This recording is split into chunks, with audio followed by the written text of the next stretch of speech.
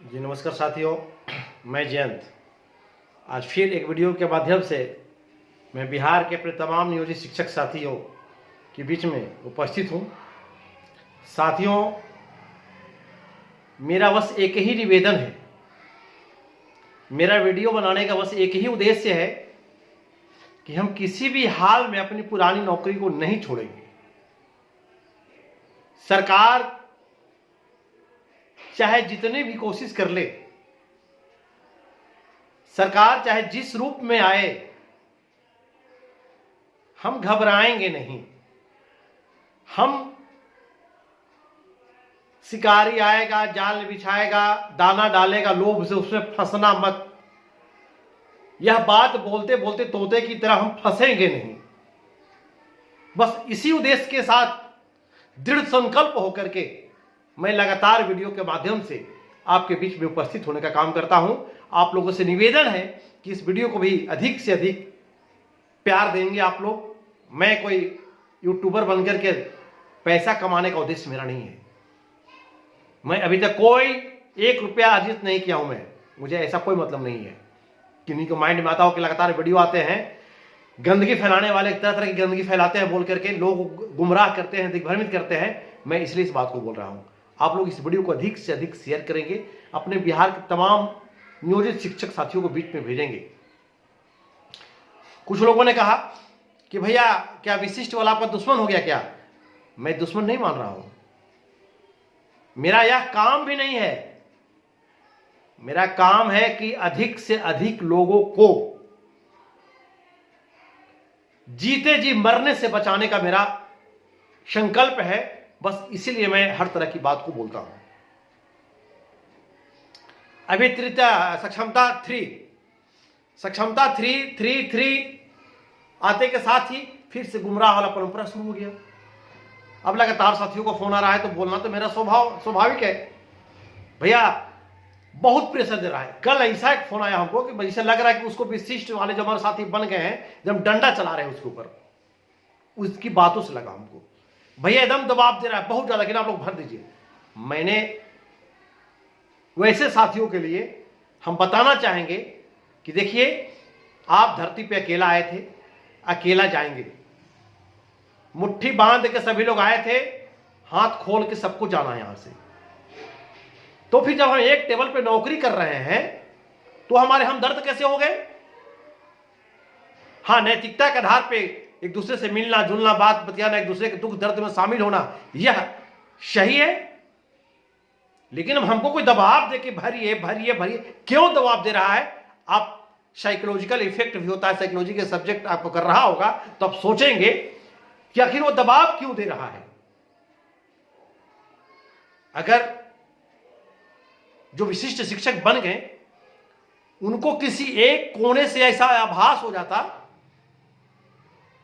कि नहीं, हमको सब कुछ मिल जाएगा, हम बहुत अच्छे हो गए, अव्वल हो गए, हम राजकर्मी हो गए, तो वो आपको फॉर्म भरने नहीं देते।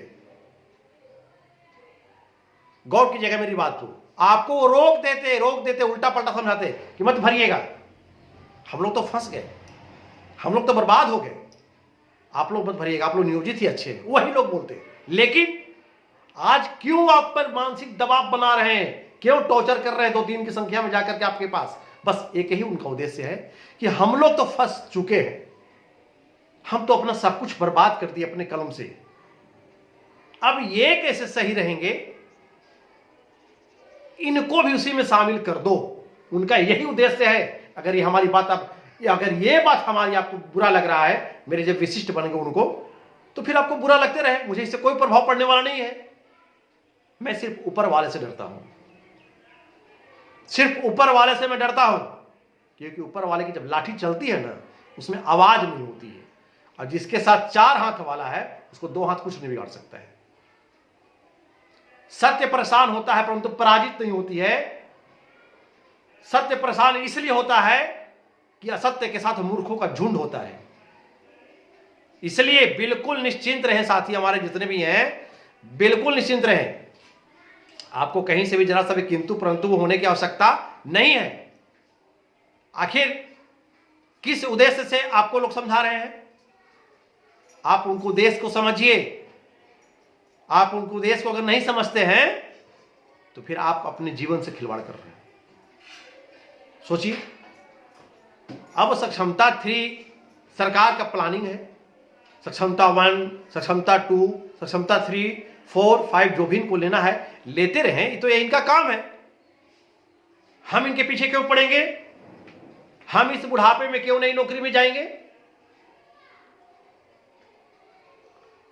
मतलब अगर माननीय मुख्यमंत्री जी का यह प्लान था, बहुत बेस्ट प्लान था, तो हमारे बिहार में पढ़े लिखे अनेकों युवा बेरोजगारी का दंश झेल रहे हैं। उनको आपको टीचर बना देना चाहिए था, विशिष्ट शिक्षक उन्हीं को बना देते आप। जैसे बीपीएससी वाले का बहाल कर दिए। एक बीपीएससी वाले भाई ने हमारे ग्रुप में लिखा कि हम लोग तो अभी 2 साल प्रोबेशन पीरियड में रहेंगे, हम लोगों का वेतन भी इतना होना चाहिए था, सरकार इतना दे रही है, ऐसे कर रही है, हम लोग की लड़ाई कोई और लड़े, कोई और कोर्ट जाए। भाई हो या अपना लड़ाई तो लोग लड़ने तैयार नहीं है, तो हर लड़ाई क्या लड़ता बा? खुद से लड़ना पड़ेगा, खुद से आगे आना पड़ेगा। यह उनकी आवाज थी अंदर की, हमारे बीपीएससी वाले छोटे भाई का आवाज था। तो आप हैं कहां ये पहले देखें। आप आसमान की ओर ताकते रह गए और तब तक जमीन नीचे से हटा लिया गया। ऐसे ही फांसी लगाया जाता है, आपको लटका करके नीचे से तक तक खींच लिया जाता है और आप प्राणों की आहुति दे देते हैं।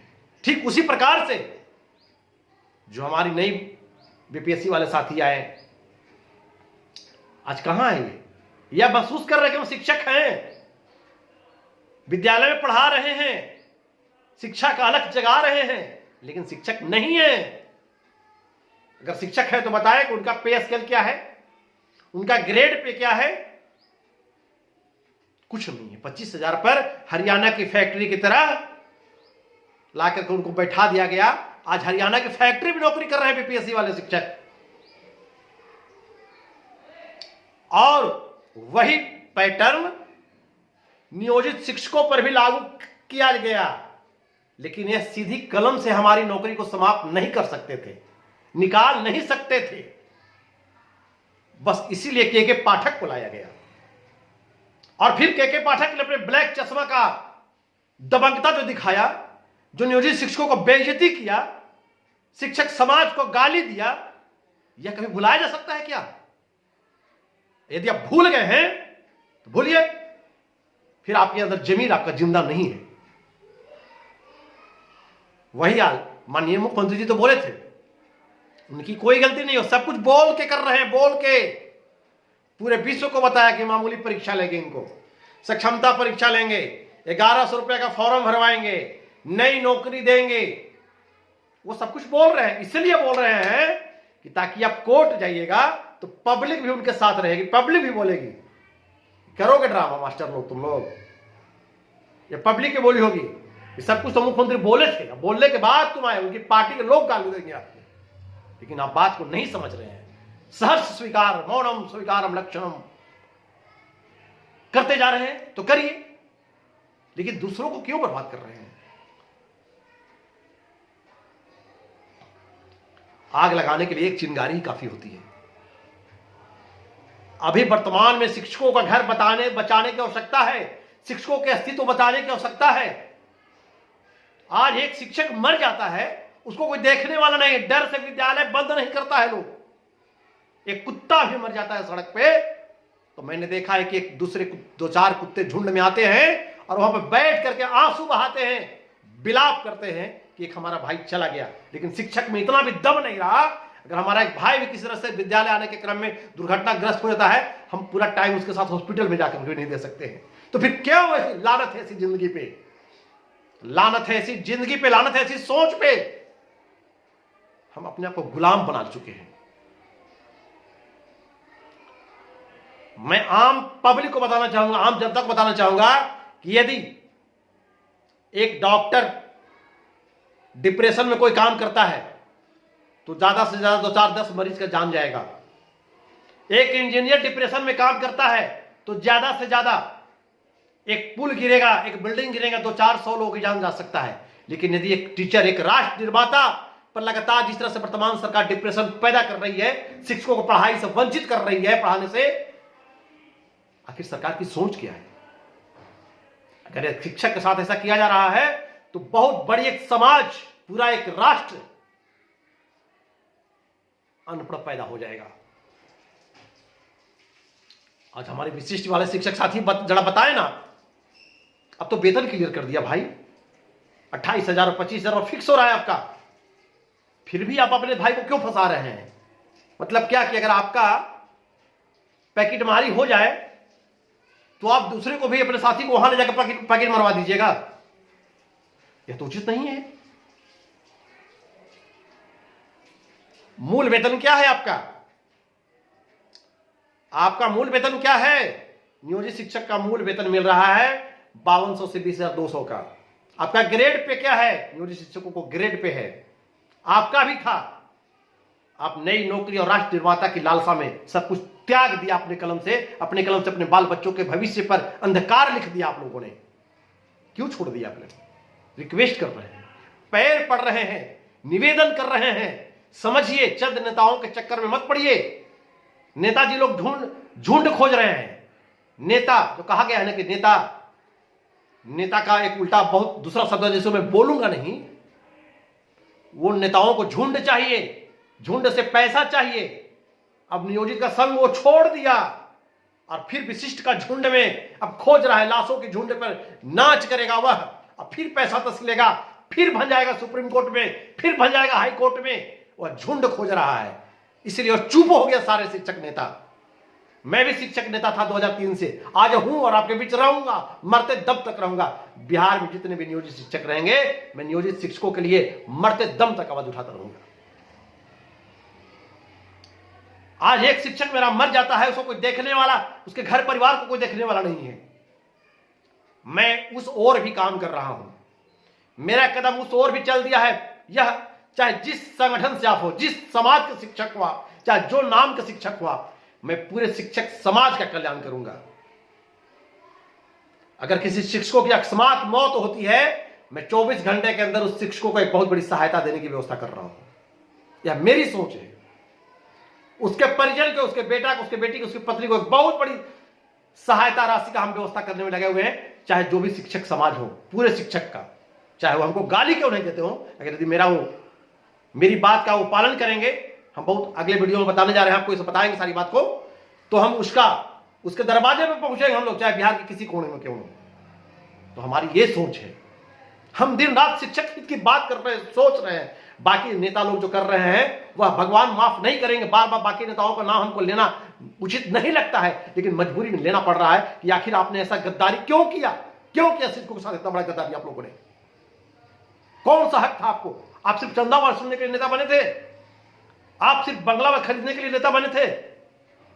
आप सिर्फ हाई कोर्ट में चेहरा चमकाने के लिए नेता बने थे? लेकिन दुर्भाग्य कि हमारे शिक्षक भी नहीं समझ रहे हैं। सरकार पहले डर पैदा की कि सबको यहां भेज देंगे, वहां भेज देंगे, यहां भेज देंगे। शिक्षकों में डर हुआ कि अब ये करेंगे, वो करेंगे। इसके बाद देखिए, यह सरकार की सोच थी कि लोगों को पहले देखो कैसे परेशान होता है, फिर क्या कही, नहीं यही फिलहाल उसी स्कूल में रहिए, आप उसी स्कूलों में रहिए, लेकिन आपका गला में फंदा बांध दिए, खींचते रहेंगे। खींचा जा रहा है। फिर वो कि नहीं, कैंसर जितना जो बीमारी वाले हैं उनको पहले करेंगे। इस सब तरह टाइम पास हो रहा है। बाकी तो जो नियमावली आपका बना हो तो नियमावली ही है, आपको तो लेके जाबे करेगा, तड़ी पार जाबे करेगी आप। खैर, उससे भी मतलब नहीं है। बात अफसोस इस बात की है कि इतना सब कुछ जानते हुए भी हमारे साथी गलती से भी सक्षमता 3 में चले जाते हैं तो आपका पूरा भविष्य चौपट हो जाएगा। आप यदि हमारी वीडियो को सुनते हैं तो एक एक बात को सुनिए। वीडियो सुनने के बाद भी पूरा फिर से लोग फोन करते हैं, पूछते हैं कि भैया क्या करें, भरे कि नहीं भरे। तो हम बोल रहे हैं किसके लिए?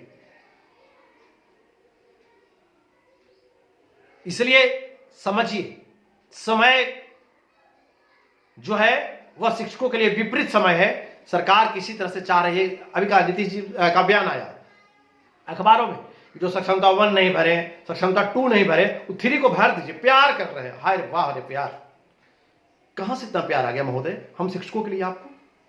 हम तो शुरू से आपका सौतेला रहे हैं।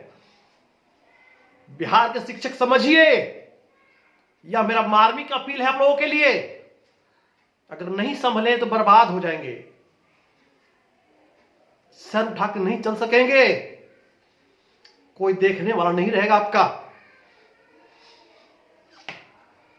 मेरा मार्मिक अपील है आप लोगों के लिए। सिर्फ इसलिए मैं मार्मिक अपील कर रहा हूं कि शिक्षक हमारे समझ क्यों नहीं रहे इस बात को। प्लीज, आप विद्वान हैं सभी शिक्षक, सभी लोग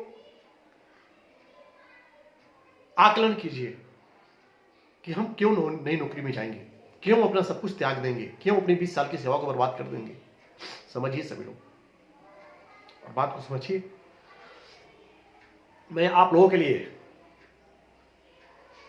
आपके परिवार के लिए, अपने परिवार के लिए, अपने बाल बच्चों के लिए, मैं सभी के लिए आवाज उठा रहा हूं, ताकि जो सुविधा हमको मिल रहा है, आगे जो हमको सुविधाएं मिलनी चाहिए, हम उससे वंचित न हो जाए। अब तो सब कुछ क्लियर हो गया, फिर भी सक्षमता 3, यह कौन सा नाटक है? प्लीज मेरे बिहार के तमाम नियोजित शिक्षक साथियों, सभी क्रांतिकारी शिक्षिकाएं बहनों, मैं सभी को क्रांतिकारी अभिनंदन करता हूं।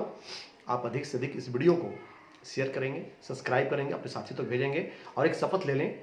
हम बता दिए कि चाहे जो भी हो, बिहार में हम लोग 1.5 लाख से प्लस नियोजित शिक्षक रहने का शपथ ले लिए हैं। बिहार के तमाम जिलों से हमको बात हो रहा है। आप अपने आप को अकेला नहीं समझे, हमको लगातार 500-3400 प्रखंड से बात हो रही है, हर जगह से फोन आ रहा है। सभी साथी हिम्मत के साथ खड़े हैं।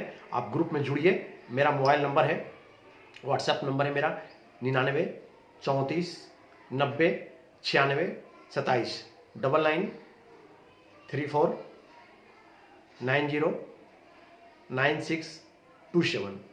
आपको यदि बहुत विपरीत परिस्थिति में लगे कि हाँ बात करें, तो आप कॉल कर सकते हैं हमको। धन्यवाद।